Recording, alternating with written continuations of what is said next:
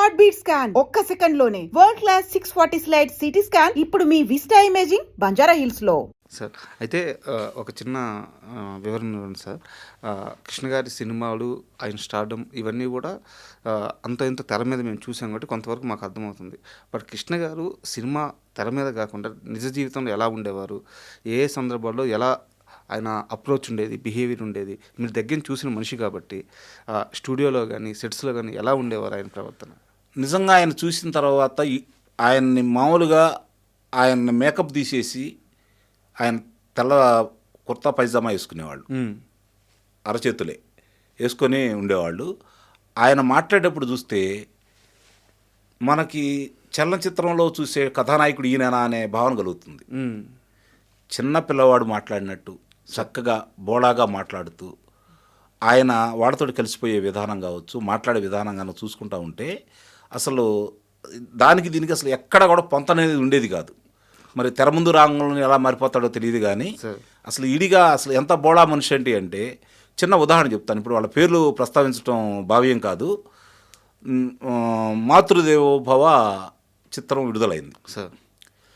మాతృదేవో చిత్రం విడుదలైతే మామూలుగా అక్కడ మాటామంతి జరిగే కార్యక్రమం రోజు సాయంత్రం పూట కొంతమంది వచ్చి కూర్చునేవాళ్ళు ఆఫీస్ దగ్గర, బయటే కుర్చీలు వేసుకొని కూర్చునేవాళ్ళు. ఆయన చిత్రీకరణ పూర్తయిన తర్వాత వచ్చారు. వచ్చి కూర్చున్న తర్వాత అక్కడ ఒక రచయితలు వాళ్ళు ఎవరు చూస్తారండి ఈ చిత్రాన్ని, ఏడుపులు పెడబొబ్బలు ఇవన్నీ ఇప్పుడు చూస్తారా అని చెప్పని అభిప్రాయం వ్యక్తం చేశారు. లేదు, ఆ చిత్రానికి సంబంధించి ప్రజాదరణ ఉంటుందండి, అది జనాలకి నచ్చింది చిత్రం, దాని గురించి మాట్లాడుకుంటున్నారు అని చెప్పని నేను ఒక మాట అన్నా. వాళ్ళు గయ్యం లేచారు నా మీద. సార్ మూడో రోజు మళ్ళీ వాళ్ళు వచ్చారు.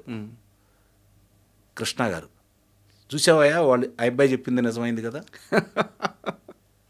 అంటే వాళ్ళు పెద్ద ఆ రచయితగా కాదు, ఏమి లేదు, ఏది కరెక్ట్ అదే కరెక్ట్, ఏది మాట్లాడి. రెండోది మీకు ఆశ్చర్యం అండి, చిత్రం విడుదలైన తర్వాత ఆయన సాయంత్రానికి ఏ చిత్రం ఎన్ని రోజులు ఆడిద్ది చెప్పేసేవారా, ఎన్ని రోజులు ఆడిద్దని చెప్పేసేవాళ్ళు, ఎంత డబ్బులు వస్తాయని చెప్పేసేవాళ్ళు సార్. ఇంకో చిన్న సంఘటన, నెంబర్ 1 చిత్రం చేస్తున్నారు ఆయన. నెంబర్ 1 చిత్రం చేస్తూ ఉంటే రమేష్ బాబు గారి చిత్రం కూడా జరుగుతుంది అక్కడ. మధ్యలో ఆయన 11 గంటలకు 12 గంటలకు మళ్ళీ స్టూడియోకి వచ్చారు. స్టూడియోకి వచ్చిన తర్వాత ఆయన దాంట్లో మామూలుగా పంచ లాల్చీలో వచ్చారు. వచ్చిన తర్వాత రమేష్ బాబు అడిగాడు, ఏంది నాన్న ఇప్పుడు వచ్చారని చెప్పని. అంటే ఈ డ్రెస్ బాగాలేదని ఎస్వి కృష్ణారెడ్డి గారు షూటింగ్ క్యాన్సిల్ చేశారన్నారు. అంటే ఎస్వి కృష్ణారెడ్డి గారు కృష్ణ గారి అభిమాని సార్. ఆ కాస్ట్యూమరు ఆ రిచ్నెస్ కనపడలేదని చెప్పని సార్ ఆ రోజు చిత్రీకరణ ఆపేశారు. అదే ఆయన అభిమానం, ఆయన వచ్చేది చెప్పాడు. ఆశ్చర్య అంటే ఆయన ఏవి దాచుకోవడం అనేది ఆయనకు తెలియదు కృష్ణ గారికి. రెండోది అవతల వాళ్ళు మనం మాట్లాడే దాని గురించి ఏ విధంగా తీసుకుంటారని కూడా ఆలోచించరు. ఉండట్టు చెప్పడం అనేది ఆయనకి. మీరు అన్నది నాకు ఇప్పుడు సెన్స్ అవుతుంది. ఇప్పుడు కృష్ణ లాంటి ఒక సూపర్ స్టారు పలానా డైరెక్టర్ ఈరోజు షూట్ క్యాన్సిల్ చేసిన బయటికి చెప్పకూడదు, యాక్చువల్గా చెప్పకూడదు. నాకు కుదరలేదు, ఏదో కుదరలేదు కారణం చెప్పొచ్చు, కానీ డైరెక్టర్ క్యాన్సిల్ చేశారు షూటు, ప్యాకప్ చెప్పారు, నేను వచ్చేసానని కృష్ణ గారు లాంటి హీరో చెప్పకూడదు కదా. బట్ ఆయనకి అదేం ఉండదు. ఉండటం కాదు, ఆయన ఏ కాడికి కూడా ఏ విధంగా ఆలోచిస్తాడు అంటే నిర్మాత నష్టపోకూడదు సార్, నిర్మాత నష్టపోకూడదు. ఇదితో పాటు ఆ రోజు అక్కడ అందరితో పంచుకున్నారు విరామం సమయంలో. ఇప్పుడు చాలామంది ఈరోజు మహేష్ బాబు అగ్రకథానాయకుడిగా వెలుగొంతున్నాడు కాబట్టి సహజంగా కృష్ణ గారి వారసుడు మహేష్ బాబుగా అందరూ భావిస్తారు. కానీ కృష్ణ గారికి రమేష్ బాబు గారంటే బాగా ఇష్టం సార్. ఆయన తీరని కోరిక అది. ఎందుకంటే తన అంత స్థాయిలో కాకపోయినా రమేష్ బాబు కథానాయకుడిగా నిలదొక్కోవాలని చెప్పి ఆయన ఎప్పుడు భావిస్తూ ఉండేవాళ్ళు. ఆ విషయంలో చాలా ప్రయత్నాలు చేశారు. దురదృష్టం నిజంగానే కృష్ణ గారి మనస్తత్వాన్ని పుడిపుచ్చుకున్నటువంటి వ్యక్తి రమేష్ బాబు గారు సార్. ఆయన దురదృష్టం చిత్ర పరిశ్రమకు కూడా నిజంగానే ఓ మంచి మనిషి దూరం అవటం కూడా బాధాకరమైన విషయం. మీకు ఇంకో సంఘటన చెప్తాను. వారసుడు ఉమ్, వారసుడు వివాదం మీ అందరికీ తెలుసు. అవును. వారసుడు చిత్రంలో నాగార్జున గారికి తండ్రిగా నటించారు. ఆయన తండ్రిగా నటించినప్పుడు ఆయన చొక్కా పట్టుకున్న విధానం, సార్. ఏరా పోరా అన్న విధానం జనాలకు నచ్చలేదు, ముఖ్యంగా అభిమానులకు నచ్చలేదు. రచ్చ రచ్చ చేశారు, అందుట్లో నేను కూడా ఒకడిని. మీరు కూడా అనుమానం లేదు దాంట్లో. అది చెప్పుకోవాలంటే చాలా ఉంది, సరే కొంత చెప్తాను. అయితే అది వివాదం చిలికి చిలికి గాలివాన అయింది. గాలివాన ఒక రకంగా దానికి సంబంధించినంత వరకు వసూళ్ళు కూడా తగ్గాయి. అప్పుడు కృష్ణ గారు స్వయంగా వచ్చి నా ఇష్టపూర్వకంగా నటించాను అని చెప్పని వివరణతో కూడింది ఒక ప్రకటన విడుదల చేశారు. సార్. తర్వాత ఆయన మీద మళ్ళీ చిత్రీకరించి ఒక పాట కూడా పాట చిత్రీకరించాలి. అది మోసం చేశారు. అవునా?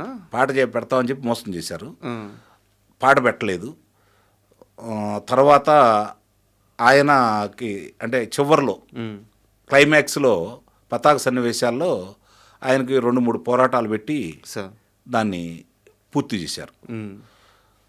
అప్పుడు అక్కడ అందరం ఒక రకంగా ఆయన్ని మొట్టమొదటిసారిగా నాకు తెలిసి మీరు వ్యతిరేకంగా ప్రకటన ఇవ్వండి అని చెప్పని కాస్త ఒత్తిడి చేసిన సందర్భం.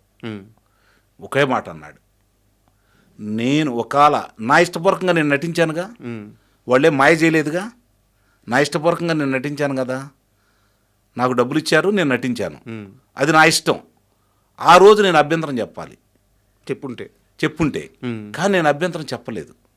నా ఇష్టపూర్వకంగా నేను నటించాను కదా, అది కథ కావాలని వాళ్ళు చేసినట్టున్నారు. సరే, నాకున్న ప్రజాదరణ చూసి ఈరోజు మీ అందరూ బాధపడతా ఉండొచ్చు, కానీ నిర్మాత నష్టపోకూడదు కదా అని చెప్పి నిర్మాత పక్షాన నిలబడి నిర్మాత కోసం ప్రకటించినటువంటి గొప్ప వ్యక్తి ఆయన. వ్యక్తిత్వం సార్. నిజంగా అది అంటే ఆ కథకి హిందీలో ఉండడానికి పూలవర్ కంటే అజయ్ దేవగన్ గారి మొదటి సినిమా, మధుబాల గారి మొదటి సినిమా అది. దాన్ని వీళ్ళు తీసుకోవచ్చు, కానీ ఇక్కడ ఆయనకున్న ప్రజాదరణ కూడా దృష్టిలో పెట్టుకున్నట్టయితే ఒక రకంగా ఉండేదేమో. కానీ ఆ చిత్రంలో నిజంగానే ఒకసారి కనుక మనం చూస్తే కృష్ణ గారు దర్శకులు ఉపయోగించుకుంటే ఎలా నటిస్తాడనే దానికి అది కూడా ఒక ఉదాహరణ సార్. అంటే ఇలాంటి ఆయన జీవితంలో కోకొల్లలు నాకు తెలిసి ఆయనకి ఇచ్చిన రెమ్యునేషన్ కంటే కూడా ఆయన వదులుకున్నాయే ఎక్కువ ఉన్నాయని చెప్పైతే నేను అది భావిస్తాను. ఇది చాలామంది చెప్తారు సార్ ఇదే మాట. ఆయనతో కలిసి ట్రావెల్ అయిన ప్రతి ఒక్కరు ఆయన సంపాదించిన దానికంటే ఆయన వదులుకుందే ఎక్కువ అని. అది ఆయన అదృష్టం ఏందా అంటే ఆయన ఏ రోజు కూడా డబ్బు గురించి ఏ రోజు ఆలోచించే మనిషి కాదు. నిత్యం చిత్రీకరణలో ఉండాలి, నటిస్తూనే ఉండాలి ఆయన. అలాగే 17 చిత్రాలు దర్శకుడిగా చేసిన ఆయన సంస్థలో అన్ని చిత్రాలు నిర్మించినా కూడా ఏ రోజు కూడా నేను ఇంత పెద్ద కథానాయకుడిని, నా సంస్థ ఇలాంటిది అని ఏ రోజు ఆయన భావించేవాడు కాదు. చుట్టూ ఎప్పుడు జనం ఉండాలి, సరదాగా ఉండాలి. సాయంత్రంగా బజ్జీలు ఏదో తింటారంట. ఇక అన్నీ ఆయనకి అక్కడ ఉన్నప్పుడు చాలా విచిత్రంగా ఉంటాయి. ఆయన ఏ కాడికి కూడా తిండి విషయంలో ఆయన లిమిట్ అని కానీ ఇట్లాంటివి ఏ ఉండవు. ఇష్టపూర్వకంగా తింటాడు ఆయన. ఆయనకి 11 గంటలకి బఠానీలు కానీ, శనగపప్పులు కానీ, జీడిపప్పు కానీ, లేకపోతే ఏడిజనగ గుళ్ళు కానీ, మరి ఏడిజనగ ఉండలు కానీ, ఇవన్నీ కూడా ఆయన ఇష్టపూర్వకంగా తింటూ ఉంటాడు. అది ఎంతమంది ఉండాలి ఏంటనేది కాదు, ఆయన విరామం సమయంలో ఆయన తీసుకొస్తే తింటూ ఉంటారు ఆయనతో పాటు అందరికీ. ఇప్పుడు బయటకి ఎక్కడికైనా వెళ్ళారనుకోండి, వేరే చోట అంటే వేరే ప్రదేశాల్లోకి వెళ్ళారనుకోండి, ఆయన షూటింగ్ జరిగే సమయంలో కూడా నేను అన్ని సంవత్సరాల్లో ఆయన చూసినప్పుడు ఏ రోజు కూడా చిత్రీకరించడం జరిగే సమయంలో ఆయన చుట్టూ నిర్మాత లేకపోతే పంపిణీదారుడు, ప్రదర్శనదారులు తప్ప, దర్శకులు వాళ్ళు తప్ప కథానాయకు కూర్చున్నది ఒక్క ఫోటో చూపించండి మీరు. కూర్చోరా? ఆయన అంత ఏళ్ళతోటే ఎప్పుడు సంభాషణ. And for more videos, please subscribe to iDream. Please subscribe to iDream. Please subscribe iDream. And please subscribe to iDream. For more videos, subscribe to iDream. please like, share and subscribe to the channel. Congratulations, iDream. Subscribe to iDream. Subscribe to iDream. So subscribe to iDream Media. iDream ki iDream team andarki huge congratulations. Please subscribe iDream Media. Please subscribe to iDream. Subscribe iDream. Please subscribe to iDream. I dream అంటే నా కళల ఛానల్ను subscribe చేసుకున్న నోరు తిరుగుతలేదు. మీరైతే గంట గుర్తు కొట్టండి. For more such videos, please subscribe to iDream. Subscribe to iDream. Please subscribe to iDream. Please subscribe iDream Media. Please do subscribe to iDream. Please subscribe to iDream Media. For best entertainment and information, please subscribe iDream. And don't forget to subscribe to iDream.